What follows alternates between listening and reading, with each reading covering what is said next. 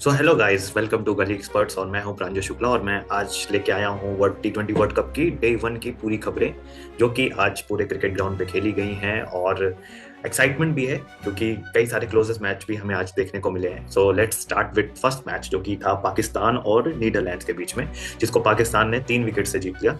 Talking about कि पाकिस्तान की तो हमेशा से आदत रही है कि उनके अगर पाले में मैच होता है तो वो दूसरे को ऐसे फ्री में, जैसे होता है ना, लीजिए ले लीजिए, ठीक है। तो उनका वो जो शेड्यूल था, जो कि पहले से चलता हुआ आ रहा है, वो आज भी चलता हुआ दिख रहा था। हालांकि लास्ट के 2 ओवर में 29 रन चाहिए थे और जो कैच छूटा फहीम अशरफ का, उसी ने पूरा मैच डिसाइड कर दिया था। और फहीम अशरफ ने फिर 19 ओवर में 3 छक्के भी मारे, जिससे पूरा गेम का टर्न अराउंड हो गया और पाकिस्तान जीत गई। तो अगर मैं सबसे पहले बात करता हूँ पाकिस्तान के बॉलिंग की, तो बॉलिंग में उन्होंने, नीदरलैंड्स ने बीच में कुछ अच्छे, मतलब कि उनके प्लेयर्स ने अच्छा परफॉर्म किया था। जैसे अगर मैं बात करूँ तो माइकल लिविट को भी एक स्टार्ट मिला था, बैस डिलीडिया को भी स्टार्ट मिला था, कॉलिन एकरमैन को भी और स्कॉट एडवर्ड्स को भी, बट ये बहुत बड़ी इनिंग्स नहीं खेल पाए। और अंतराल पे विकेट गिरते गिरते गिरते गिरते 147 ही ये बना सके और ये ऑल आउट भी हो गए, ठीक है। बॉलिंग में बात करें तो सलमान मिर्जा ने बहुत अच्छी बॉलिंग की, शाहीन अफरीदी महंगे साबित हुए, मोहम्मद नवाज भी महंगे साबित हुए, शादाब को कोई विकेट नहीं मिली बट इकोनॉमिकल रहे। और अब्रार की बात करें और सैम अयूब की, तो दोनों ने बहुत ही अच्छी बॉलिंग की। Talking about the batsman of, मतलब कि पाकिस्तान की बैटिंग की, तो उनका क्या ही बोला जाए।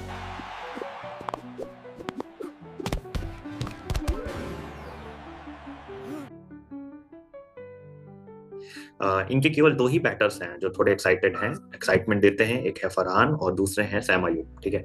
इन दोनों ने अच्छी स्ट्राइक रेट से बैटिंग की और कप्तान ने भी थोड़ा सा शुरुआत में आकर के अच्छा खेला, बट वो भी आउट हो गए। और उसके बाद फिर जो सदी के सबसे महान टेस्ट प्लेयर है बाबर आजम, जो कि T20 में भी टेस्ट खेलते हैं, तो वो भी 15 पे आउट हो गया 18 बॉलों में। और फिर उसके बाद जो मिडिल ऑर्डर है इनका, उस्मान और शादाब, ये सब फिर होते नहीं, मैच जब फंस जाते हैं आपके, तो इन्होंने मैच फंसाने का काम किया। नवाज ने भी फंसाने का काम किया, बट वो तो फहीम अशरफ ने वो मैच निकाल लिया। वरना मुझे लगता था कि पहले मैच में ही पहला अपसेट देखने को मिलता। वैसे मैं अपसेट ही से नहीं गिनता हूँ, बिकॉज मैं जान गया हूँ कि पाकिस्तान टीम की जो परफॉर्मेंस है वो नीदरलैंड से के लगभग बराबर या तो नीचे ही है, क्योंकि वो कैच अगर नहीं छूटता तो पाकिस्तान का ये मैच हारना कन्फर्म था। तो ये थी पहले साइड की स्टोरी, पहले मैच की स्टोरी। नाउ दूसरा मैच, जो कि था वेस्ट इंडीज और स्कॉटलैंड के बीच में, और ये भी मैच ऑब्वियसली बात, हमने प्रिडिक्शन की थी कि वेस्ट इंडीज ही जीतेगी और वेस्ट इंडीज ही जीती। वेस्ट इंडीज ने पहले बैटिंग करके 182 बनाए। बात करें इनकी बैटिंग की, तो सिंपल सी बात है, इनकी बैटिंग में जो ओपनर्स थे उन्होंने बहुत स्लो स्टार्ट दी। पता नहीं वो क्या कर रहे थे वहाँ पे। 6 ओवर में 33 ही रन बने और शे होप और ब्रेंडन किंग तब भी टिके हुए थे। और जब ये दोनों आउट हुए तब जाके रन गति बढ़ी, पहली बार हमने देखा ऐसा। और सिमरन हेटमायर की जितनी तारीफ की जाए उतनी कम। उन्होंने बहुत अच्छा शॉट्स खेले, 64 मारे 36 बॉल में। साथ ही साथ उन्होंने क्या बढ़िया कैच लिया स्कॉटलैंड के जो सबसे बढ़िया प्लेयर है मुंसी का। तो आप कह सकते हो कि उन्होंने तो अपना काम आज पूरा किया फील्ड में। और साथ में रोहमान पावलो और शर्फिन रदरफोर्ड ने भी तेज इनिंग्स खेली, जिसकी वजह से वेस्ट इंडीज 182 पे पहुंच पाई। और स्कॉटलैंड की तरफ से सबसे ज्यादा जो इंप्रेस किया वो करी ने किया। करी ने जो है 3 विकेट्स लिए 16 रन दे करके। सो ये पूरा लेखा जोखा था। और अगर हम बात करें स्कॉटलैंड की बैटिंग की, तो उनके जो बैट्समैन है शुरुआत में ही उनको विकेट्स गिर रहे थे। और अगर मैं बात करूं तो जो इम्प्रेस किया वो होता है रिची बैरिंगटन। रिची बैरिंगटन ने 42 की इनिंग्स खेली 24 बॉल में। और टॉम ब्रूस ने, जो कि पहले न्यूजीलैंड के लिए खेलते थे, अब स्कॉटलैंड के लिए खेलते हैं, वो भी 35 रन उन्होंने स्कोर किए। तो इनकी जो पार्टनरशिप थी वो मेन थी, बट इनकी पार्टनरशिप जैसे टूटी वैसे ही स्कॉटलैंड पीछे होती गई मैच में। और सबसे बड़ी बात, जो परफॉर्मर ऑफ द मैच थे मेरे लिए, वो थे रोमारियो शेफर्ड, जिन्होंने मतलब एक छक्का भी जड़ा लास्ट में, और साथ ही उन्होंने हैट्रिक ले करके, वर्ल्ड कप में हैट्रिक बहुत मायने रखती है, और 5 विकेट्स में उन्होंने चक्काए 3 ओवर में 30 देखे। सो आई थिंक कि इससे बढ़िया मतलब ऑलराउंडर आपको नहीं मिल सकता है, जो ऐसे एफर्टलेसली छक्के भी लगा दे और 5-5 विकेट्स भी ले जाए। क्योंकि पिछली बार इनका जब एनकाउंटर हुआ था स्कॉटलैंड और वेस्ट इंडीज का, इससे पहले, तो स्कॉटलैंड ने बाजी मारी थी, बट वेस्ट इंडीज ने सूट समेत वापस ले लिया। और इसी के साथ हमारा जो प्रिडिक्शन भी था वो सही था कि वेस्ट इंडीज ही ये मैच जीतेगी और वेस्ट इंडीज ही जीती।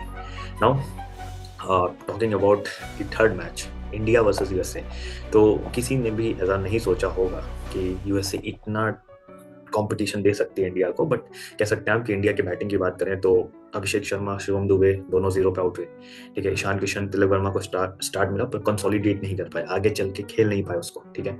और सूर्या के क्या कहने, सूर्या ने, आप समझ लीजिए कि 88 पे 6 विकेट जब आपके हो जाए, तो सबके अंदर यही था कि 120 130 ही ज़्यादा से ज़्यादा बन सकते हैं, बट क्या एक्स्ट्रॉर्डिनरी प्लेयर है ये।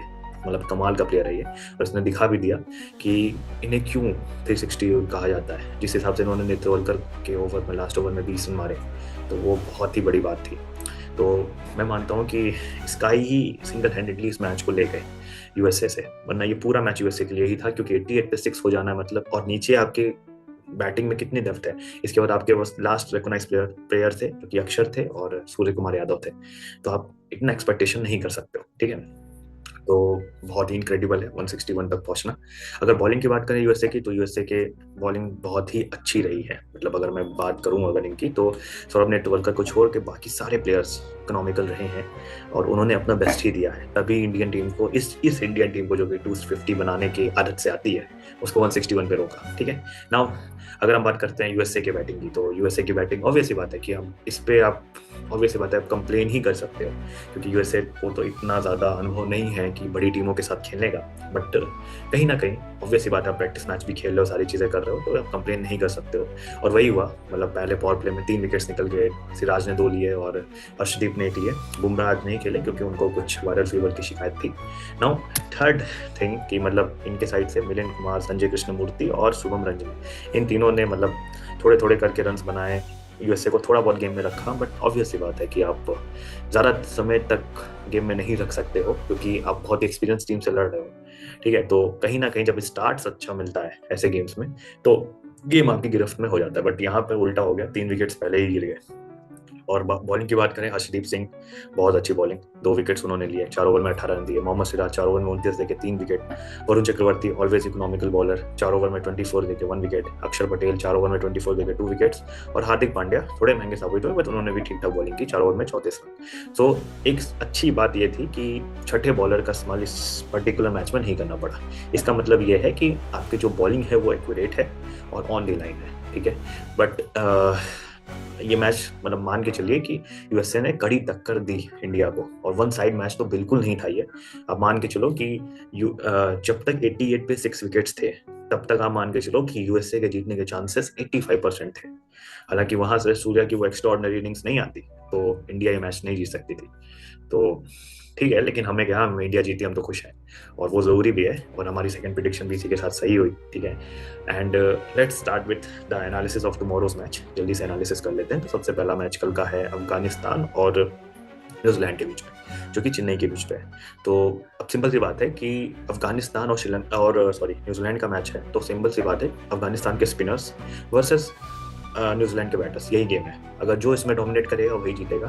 बट मैं शॉर्टली जाना चाहूंगा न्यूजीलैंड की साइड पे, क्योंकि उसका रीजन है, पहला रीजन ये है कि वो 5 T20 के मैचेस खेले हैं, वो भी इंडिया जैसी क्वालिटी साइड के साथ, और उन्होंने हर मैच में पर्टिकुलरली 190 से 200 रन मारे भी हैं। तो हम ये एज्यूम कर सकते हैं कि आप वरुण चक्रवर्ती के सामने खेल रहे हो, बहुत अच्छे से खेल रहे हो। तो अभी अफगानिस्तान की उतनी फॉर्म भी अच्छी नहीं है थी, मतलब 2024 के वर्ल्ड कप के बाद से।